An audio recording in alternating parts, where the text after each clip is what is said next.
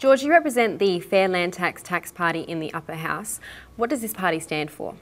What we stand for, Elise, is we stand for fairer taxes in South Australia. We want South Australia to be the most competitive state in taxes in Australia. We think that taxes at the moment are a little bit unfair, and we need them to be more competitive to attract business, investment and growth in South Australia.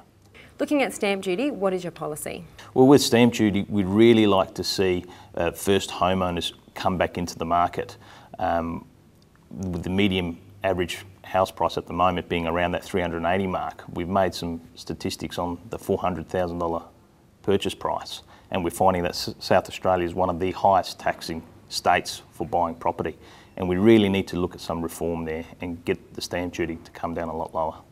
Now, with land tax in South Australia, you're looking at making it equal to other states, is that right? Absolutely. So realistically, how can this be achieved? Well, we think if we can reduce the rate that's being paid in the dollar, especially for over that $1 million threshold, we think that there will be a lot more investment and a lot more business coming back to the state, and with that it'll encourage more growth, more opportunities, job opportunities, and therefore create a stimulus in South Australia that I think we need.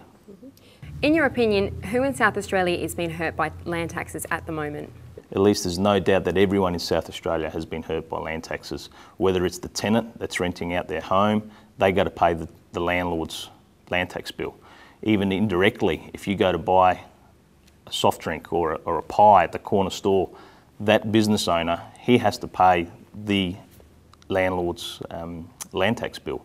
Whether it's in the contract or not, or after the lease is finished, I'm sure that the landlord will be passing down that land tax bill. So really, everyone pays. There's taxes everywhere, and we all pay, and we pay it all the time. Do you think we're heading in the right direction with land taxes, considering the Labor and Liberal Party have promised to raise the tax-free threshold from $110,000 to $300,000? Look, it's a step in the right direction. It is a small step, but it is an improvement to what it was.